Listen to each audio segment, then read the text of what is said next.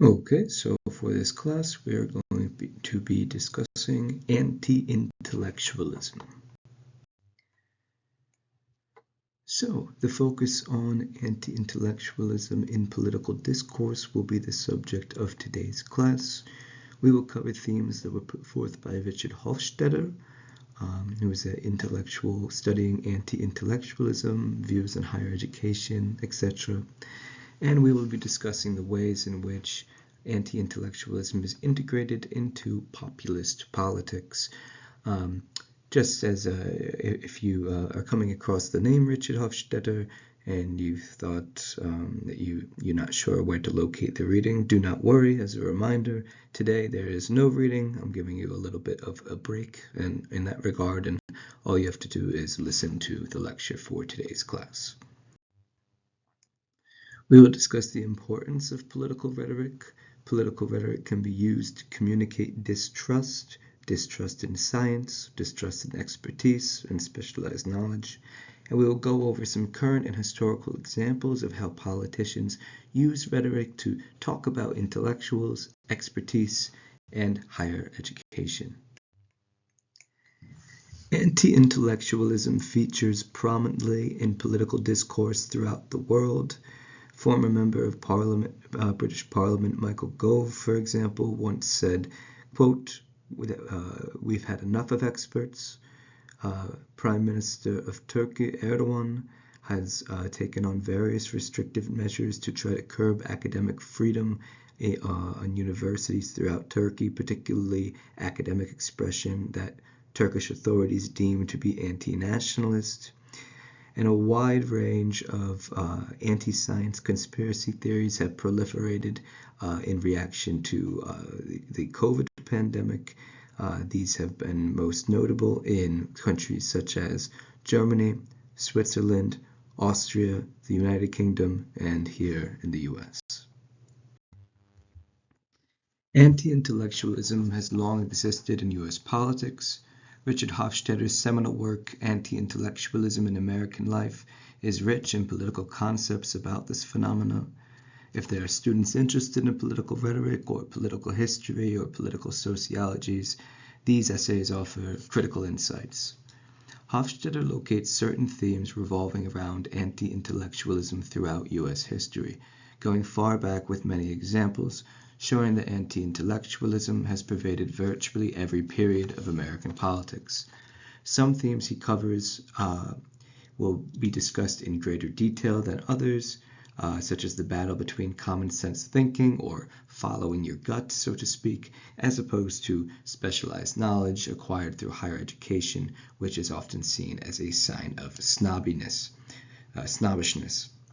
He also discusses how intellectuals and experts are perceived as unethical and self-interested, whether in terms of whether this self-interest is oriented toward reputation or monetary gain or both. And there is also a cultural aspect Hofstadter covers as well, where name-calling is involved. There are examples of politicians sneering at experts for being book-smart eggheads or elitists who went to college and are out of touch with everyday folks. I'm going to be quite brief in this, in touching on populism, because we've gone over it 2 or 3 times already, but just as a very brief reminder, populism is the worldview that conceptualizes society as being broken up into 2 groups, a corrupt elite who take power away from the morally pure common people.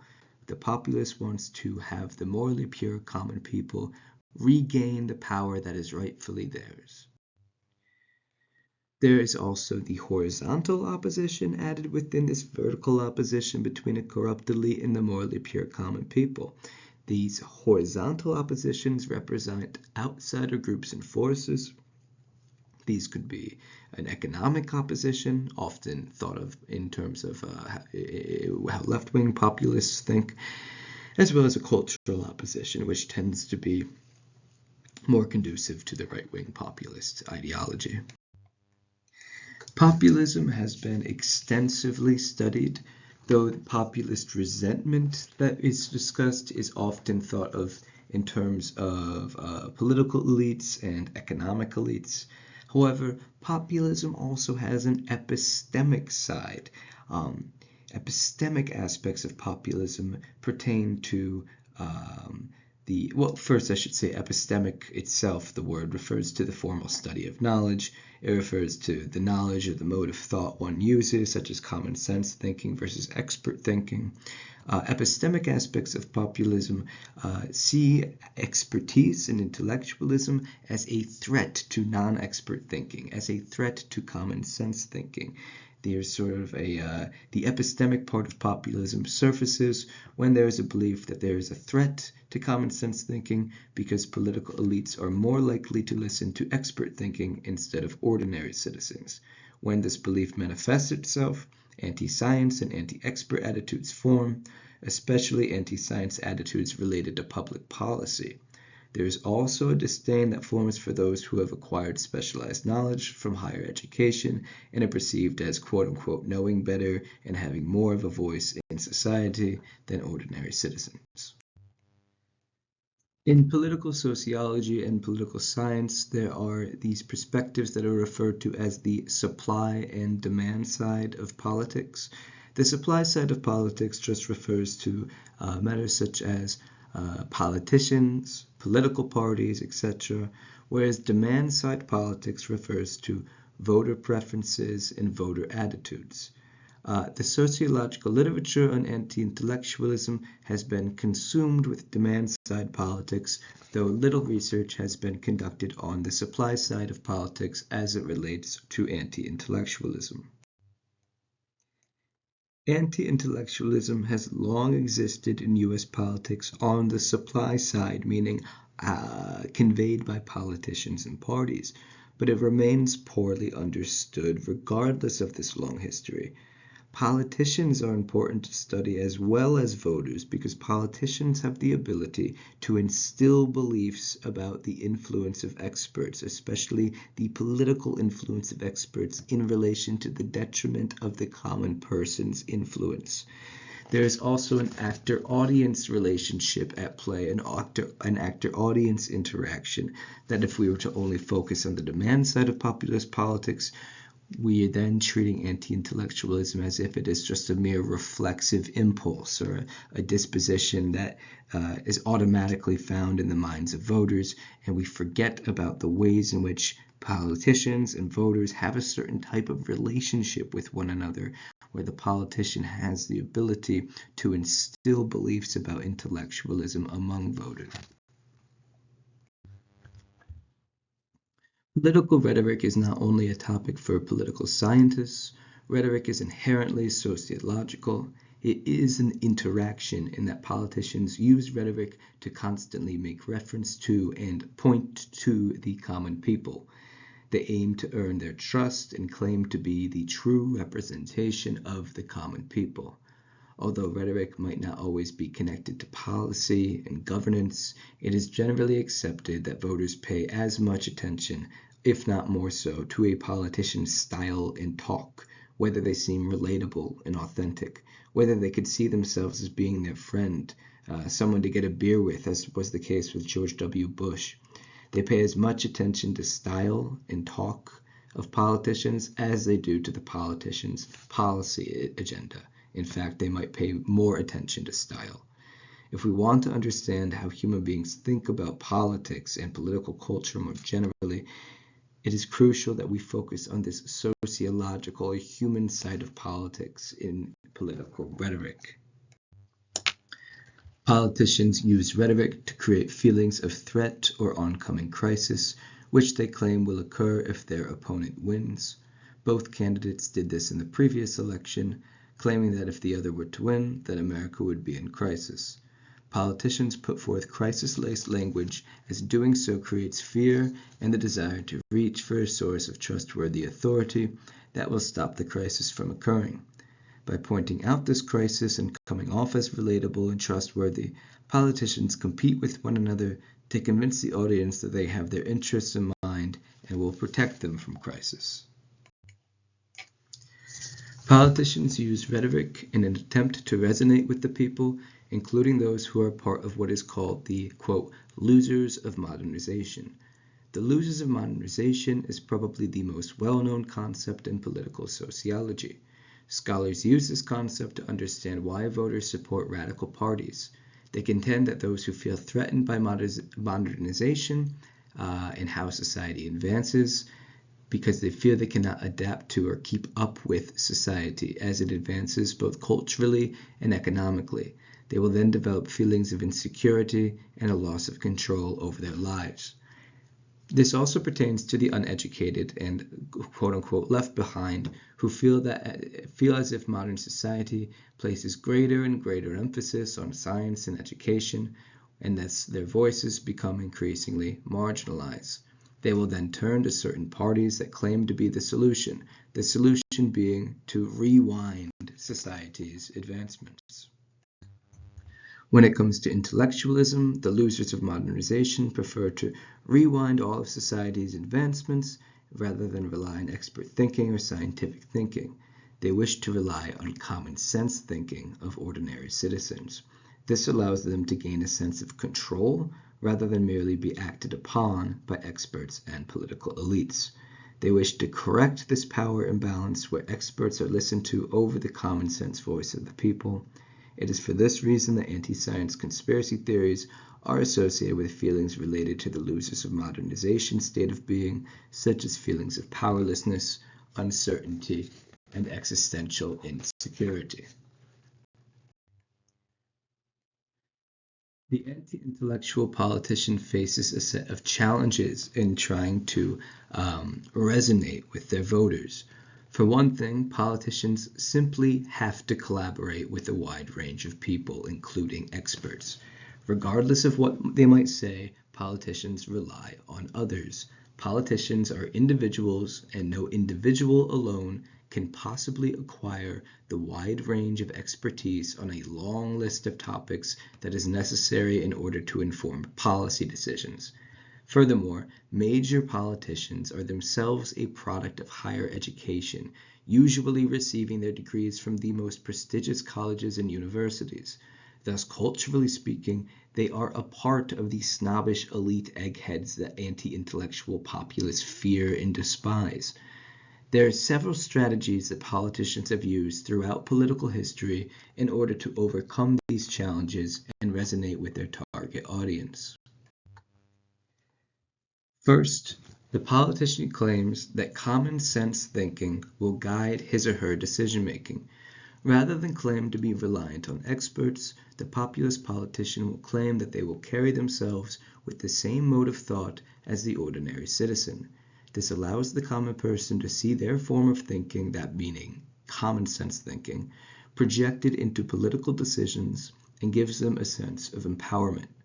Every politician, populist or otherwise, refers to the notion of common sense in a positive light. However, different types of politicians mean very different things when they use the word common sense. The populist, for example, will refer to common sense in a positive light and will also claim that common sense is incompatible with expertise. Common sense is presented as being superior to knowledge acquired from higher education. There is a tension between the two modes of thought. Non-populists, on the other hand, claim that common sense is compatible with expertise. In fact, listening to the expert's opinion is common sense, so there is no tension between the two modes of thought. So Joe Biden, who is a non-populist by all accounts, has a quote here that says, "Wear a mask in public, read your daily briefings, listen to the experts. This really isn't rocket science, it's common sense."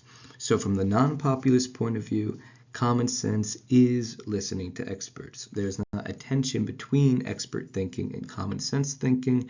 The two forms of thought are compatible. J.D. Vance, who is considered a populist, on the other hand, is a bit different. J.D. Vance in this quote says, "A lot of those same economists attack Donald Trump's plans and they have PhDs, but they don't have common sense."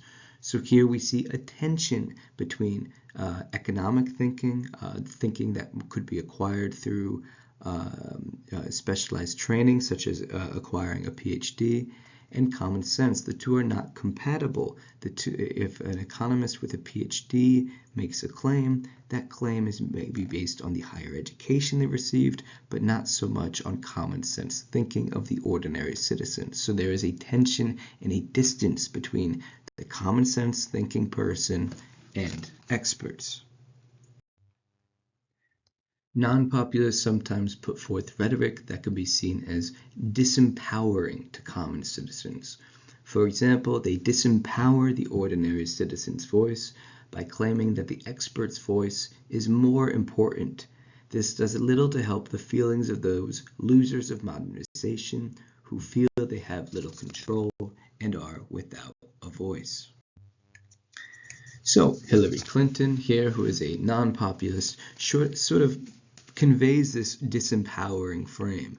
She says, quote, Senator Sanders has talked about free college for everybody, and yet when you ask questions, as many of us have, and more importantly, independent experts, it's very hard to get answers. So in addition to being disempowering and claiming that the expert voice is more important than the common citizen's point of view, we will now turn toward the ethical components of intellectualism. The populist politician claims that experts are merely colluding with political elites in order to advance their own goals and harm the ordinary citizen. They claim that experts might say that these topics are complex, and they might say that these topics require expert assessment, but really they are merely trying to have political control and benefit themselves, usually through financial gain. Thus, trusting scientists is then perceived as essentially being duped, being tricked by their false and illegitimate claim that experts need to have an influence in politics. Within this situation of crisis, politicians will present an intellectual strongman character.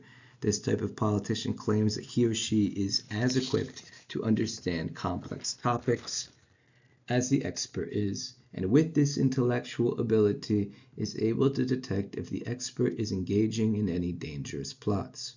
They create this moral component to demonize experts, especially experts who suggest policy decisions that go against their platform.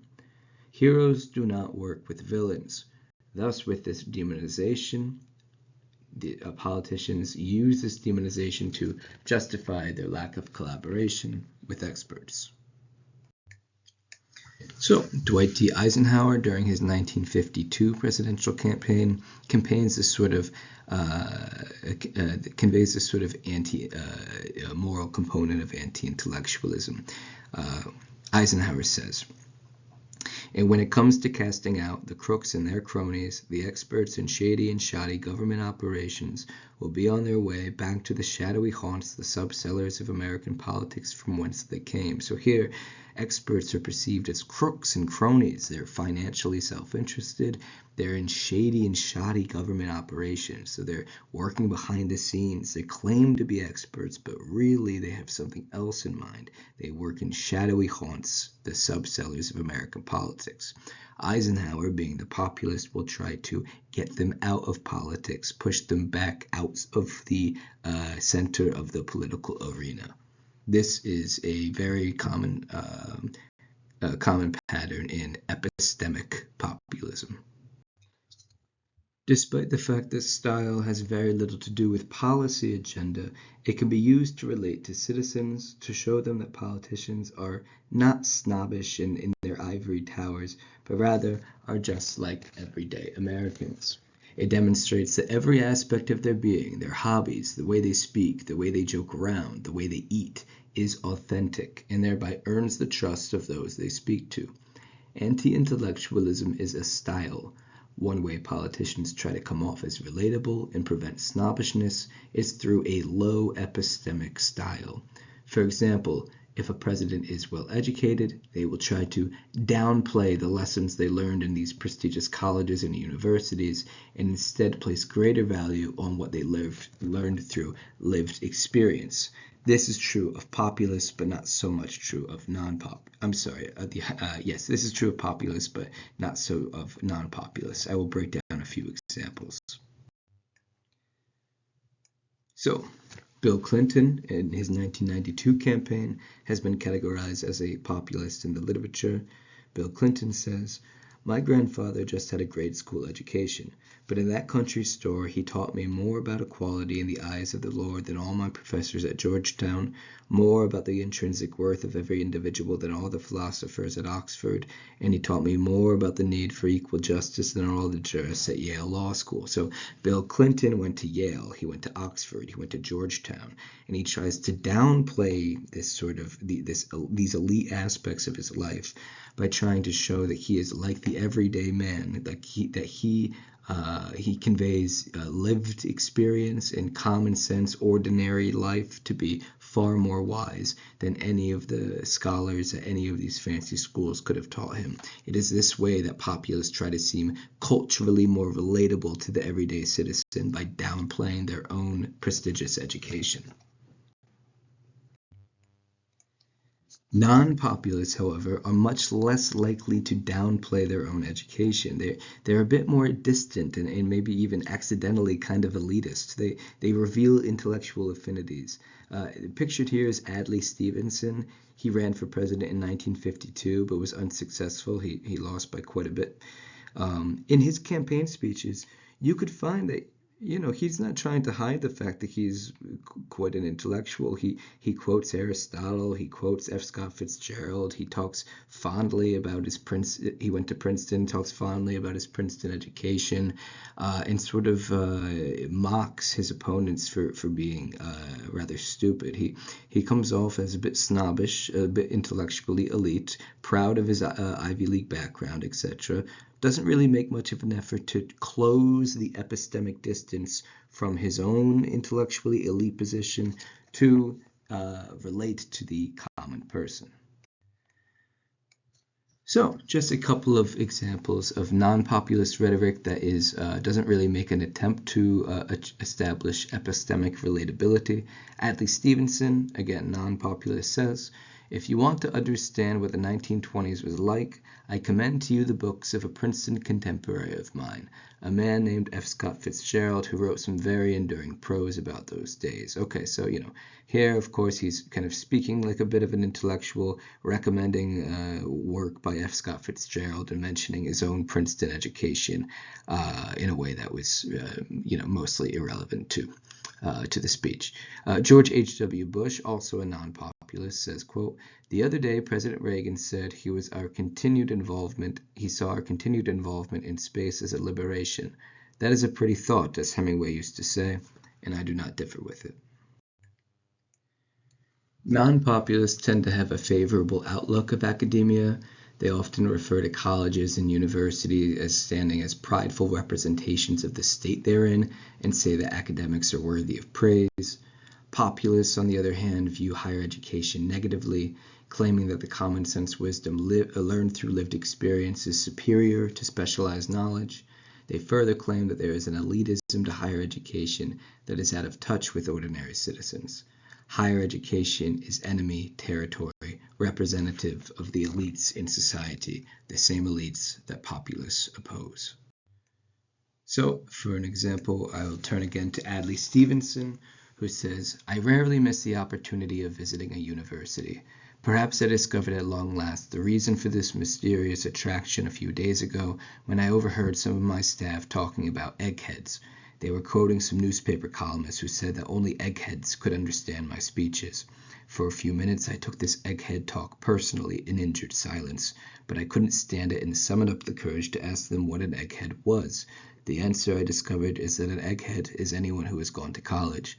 So at least today I have a lot of company." So again, kind of showing intellectual affinities, saying he loves visiting universities, saying that he himself is an egghead and difficult to understand and has a bit of pride that comes out of this egghead identity.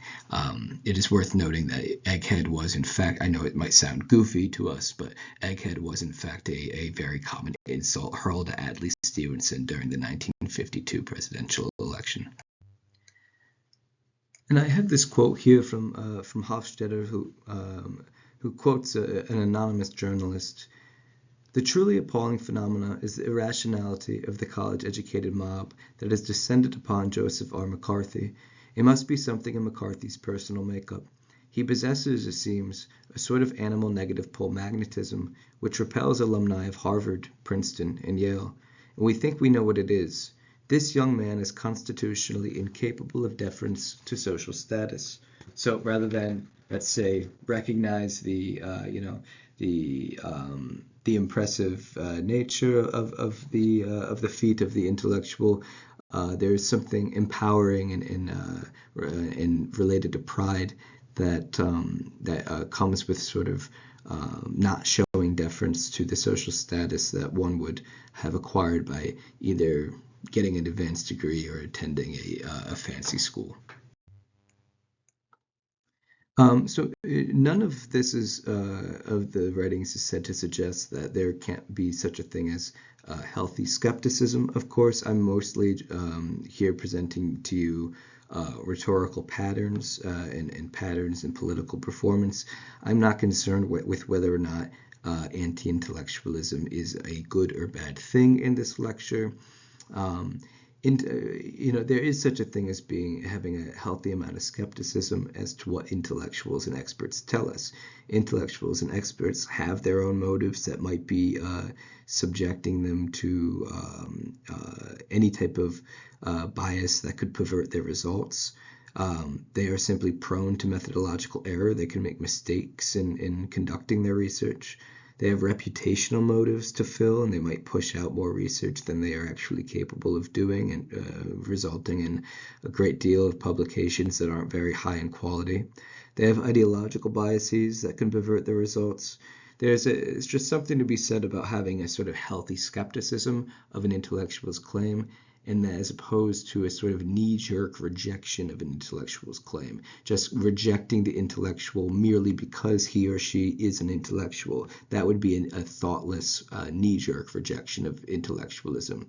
And it's sort of this latter case, this impulsive case that we are referring to with the political concept known as anti-intellectualism.